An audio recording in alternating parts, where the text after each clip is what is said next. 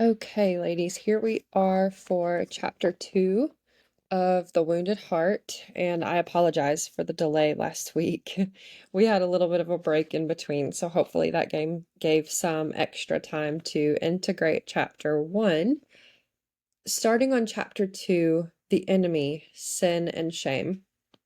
The chapter begins by saying, "The war has begun, but who is the enemy?" Of course, we would like to say that the enemy is the person who did this to us. The enemy is the society or the group of people who continues to allow or justify or glorify these things. The enemy is the society or group of people who want to silence victims, who want to cover for abusers. The enemy could be the people who raised the abusers to be the way that they are. There are so many ways that we could look at identifying the enemy, but the purpose of this chapter, I believe, is to help us see that all of those would be giving our power away to some degree. Yes, all of those things are not okay, but when we shift our focus onto that, does it really give us the power to take control back of our lives?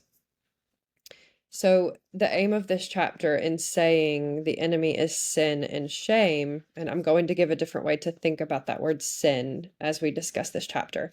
I believe that this chapter is extremely helpful in shifting the focus back to ourselves and how we can reclaim control in our life. So, this chapter tells us that the enemy is the pain and whatever is responsible for it. So this asks for a little bit of a mind shift. When the pain is, or I'm sorry, when the enemy is the abuser, the person who did this to us, that makes it nearly impossible to go on with our lives in a way that is healthy and adjusted without having to forget that person or do the hard work of forgiving them. But then there's still a chance that we could run back into them one day or see them or be reminded of them.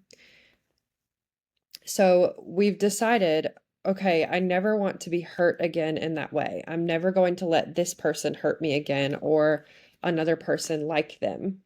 That leads us to having a hard exterior that is meant to protect us from that person, but it also leads to loneliness and a tough exterior that does not allow us to be vulnerable again because we have to strengthen ourselves against another potential attack. So that leaves us with a couple of options here. We can either fight back against that person or against what they did to us by forming this tough exterior, or we can flee, we can run away from it, we can deny it, we can cover it over, we can try our best to forget about it, we can escape away from that person. Again, all of this leads us back to the tough exterior, the loneliness, the fear of vulnerability. So we're looking in this chapter at what the actual enemy is. And the author says that the problem is something that is within the victim. Therefore, the victim has the opportunity to face it and heal it. So he's not saying there's something wrong with you. He's saying that this seed that was planted in this abuse planted something within that was not there to begin with. It's not actually a part of you. It's just something that took root in you. And the way that society is, and of course, our defense mechanisms and how we've been conditioned to deal with trauma and pain, they kind of feed that seed until it grows. And it's easy to put our focus outside of us and say, okay, the pain and the enemy are out there. But if we can turn within, again, we're noticing that there's something here and we're noticing something doesn't feel right. Let's look within and see what we can do here. We can see that the enemy itself is the quote, sin and the shame that are the result of the original trauma. So again, I'll look at that word sin in a minute, but a really interesting note that the author makes is that many of his clients, he noticed that their enemy that they deflected this pain onto was their longings. Their longing for closeness, their longing for intimacy. They They don't want to trust people again. They don't want to be vulnerable again. And so when they do feel those longings and they feel those desires, that is the enemy. And they shut that down and they say, no, I can't do that. That's not safe. A really interesting quote. The enemy, or so it feels, is the passion to be lovingly pursued and nourishingly touched by a person whose heart is utterly disposed to do us good. Such people, if they exist at all, are rare. It is therefore easier to hate the hunger than to wait expectantly for the day of satisfaction. So what he's saying here is that you're probably not going to easily find people who only want to do good for you in this world. Someone is apt to hurt you in some way. And so when we've been through a trauma or an abuse in the way that we have, it becomes easier for us to hate our desire for intimacy and our desire for closeness than for us to keep sitting around and waiting for someone to treat us the way that we want to be treated. So in this chapter, the author talks about how mankind, humanity, women, men, are born as a person of dignity and depravity. I want to look at that a little bit because some of the verbiage in this book can be a little difficult to dig into. So he says that man is bearing the image of God to be made like God. So let's look at what that means. We were created with a capacity to relate to others and a capacity to rule over ourselves, over, how we respond to situations, how we show up in this world, and that we are created to be a personal and relational being. So we're here to connect with others. We're here to live a life of connection and purpose and meaning and love and desire. Then there's another aspect of man called depravity, which is essentially when a person abandons their vulnerability or their dependence on others. So when we're born, we are completely dependent on other people to take care of us. And when we've gone through things that are traumatic and painful and abusive, we kind of turn away from that dependence on others and we become that tough exterior. We become less vulnerable. We become hardened to the world and we decide, nope, I've got this. I can do this on my own. I don't need anyone. So that's what the author means when he says that every person enjoys dignity. We enjoy being made as a relational person who can communicate with others and can have control over ourselves. And man also suffers from depravity. So we also have this propensity to turn away from vulnerability when we get hurt. So this brings us to the concept of shame. Remember, he said the enemy is sin and shame. So shame, he calls the dread of being known. So for a lot of people, shame is another word for embarrassment. It's not pleasant. It's not really life-threatening, but it's not fun to deal with. However, shame is much more hideous than just embarrassment. He says shame is a silent killer, much the way that high blood pressure is a quiet, symptom-free destroyer. Fortunately, shame has a set of symptoms that can be discerned once the eyes are open to its presence and operation. But, like heart disease, it is easy to ignore the problem or to mislabel it as heartburn or a minor chest pain. So we're looking at shame in terms of how can it show up in our lives, what can it cause in us, and why is it the enemy? So the author says that shame is an experience of the eyes, because if he were to, say, pick his nose in private and no one would be there to see it, that would be fine. But if he were caught picking his nose in public, especially by someone who he knows, he would likely feel shame for what he has done. So shame to that effect is interpersonal because it requires the presence of another, whether they're actually there or whether you just think they might be there, in order for it to be felt.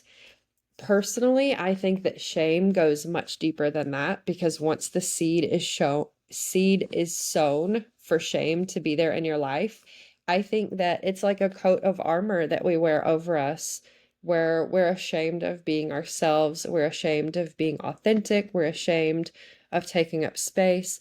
I personally suffered with extremely crippling social anxiety for many years in my early adulthood. I could not even have a normal job because I was so ashamed of basically everything that I did in the world because of the way that I was constantly criticized and condemned as a child. I was always waiting for someone to come get me in trouble, and the shame just grew and grew and grew inside of me. So I agree with him saying that shame is interpersonal because obviously other people seeing you do embarrassing things is, the worst. But I believe that we can fan this flame ourselves within us if we're not aware of it. And we don't have someone there who is loving and saying, no, it's okay for you to be vulnerable. It's okay for you to be this way. It's okay for you to make mistakes. And actually, the things that happened to you were not okay. They were really painful, and you never deserved for that to happen. Now, the next part of shame that he discusses, he calls it the revelation. So, what is seen in the revelation depends on whether the experience causes legitimate or illegitimate shame. He says that illegitimate shame comes when we have failed to achieve what our heart craves. So if we have longings that reflect our dignity, we want to be vulnerable, we want to connect with people, we want to be loved and seen and cherished. If we don't achieve that and we actually are rejected instead, he says that that's illegitimate shame because we have this convincing voice inside of us that says, if we had not done X, YZ, then we would have achieved that. Or if only we had done XYZ, then we would have achieved that. If we could just be this way, then we wouldn't be empty, alone, and exposed. And he says, no, you do not want to tell yourself that. That's why it's illegitimate shame. That's not right. That's not the way that we want to be. Legitimate shame involves the exposure of depravity. So when we look at that part of ourselves that has become hardened and is like, no, I'm never going to be vulnerable again. I'm never going to trust people again. I've got this on my own. I don't need anyone. If we look at that and we say, okay, we're exposing that, we're seeing it for what it is, we're taking control of it. This is not how we want to be. I'm actually kind of ashamed of that part of me, and I know that I could do better.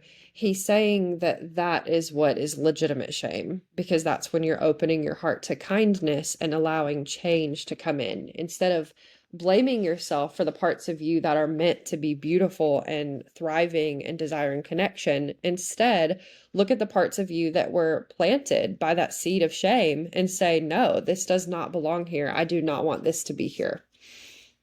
We should not be ashamed of what we are intended to enjoy here on this earth. Instead, we should look at the things that are happening here on this earth that are awful, and we should be ashamed of those things, if not for ourselves, then for humanity. Like that's shameful. Someone should not have done that to another person. That is not okay. And there are several stories referenced in this chapter that are varying degrees of potentially triggering language, but they might be helpful for someone to read through in terms of, I can relate to this person and what they have been through. Another aspect of shame that he talks about in this chapter is the dread of consequences. So, rejection is a byproduct of being seen as deficient, and that is what can cause us shame. So, we may be anticipating rejection, and so we don't seek out connection. We don't lean into our vulnerability because we're afraid of being rejected. This is a very important part of shame that we can look at here, because when we are afraid of being rejected, that means that we value that person's opinion. We want them to think good things about us, which means by default that we have put trust in that person. We trust that their opinion is valid. We trust that their heart is true enough to say, yes, this is a person whose opinion of me is something that I want to be listening to. And trust can be defined as an empowering of another to determine our desirability and worth. So when we are ashamed of our own longings, we want someone to think that we're desirable. We want someone to think that we're worthy. When we've been rejected enough times that we learn to be ashamed of ourselves for that, we stop putting trust in people. We fear rejection everywhere. We start thinking that we're only worthy of rejection, and that if we actually are our vulnerable self, that it's just going to end in more rejection and more shame. So I think this chapter is really important because it takes the enemy from being the person who did this to us, the people who hid it and allowed it and didn't speak up about it. We're taking that power back from them and we're saying, okay, you did what you did, and that's despicable. That's deplorable. You did it for your reasons. I don't know what kind of childhood you had. That's not for me to worry about. Those were your choices, and they were awful and they hurt me. But it is my responsibility now to look at where I'm at and what I'm actually feeling shame for. Am I ashamed of my own internal longings for validation and praise and intimacy and closeness and trust?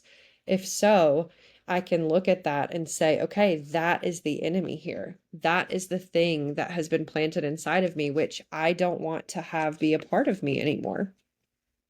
So that is the summary for chapter 2. We have a couple of discussion questions here at the end. Number 1, can you identify with the feeling the enemy is the pain and whatever is responsible for it? If you can identify with this feeling, if you've felt this before, journal about how have you in your life begun fighting the enemy? Number 2, have you ever acted or felt as though your enemy were your abuser? Journal about how. Number 3, if you were to start treating denial or shame as the enemy, how would your way of handling life and the abuse be different? What would you change? A really important part of this process is recognizing that your healing is going to be unique and individual to you. If it's difficult for you to write about or verbalize your feelings, you can try drawing a picture of them. You could try making a collage. Excuse me, I'm sorry. You could try cutting out pieces of magazines, glue them onto a paper. You could take colors that signify certain emotions for you and scribble on paper. Whatever you feel you need to allow these feelings to come up and out, even if you don't have words for them, even if journaling them doesn't feel safe for you right now. And keep in mind also that anytime you do journal and write things down, if it feels unsafe to keep that, you can always burn it. If anything has come up for you during this chapter that you would like to discuss, you are always welcome to post in the chat. And you can also message me separately, or you can always send me an email if you feel you need. My email address is ashana@yournorthstarrising.com, and that's ASHANA, Ashana. And I just want to say, thank you for being here. Thank you for facing these issues. Thank you for even, if you don't feel ready to face them yet, thank you for just being in this space and allowing yourself to be in this energy, because that's a really big step. And in the next chapter, we're going to be looking at the concept of contempt. So in this chapter, we had sin and shame, or dignity and depravity. And then in the next chapter, we will be looking at contempt, and I will release that next Monday. I hope you ladies are all having a wonderful week, and thank you for being here.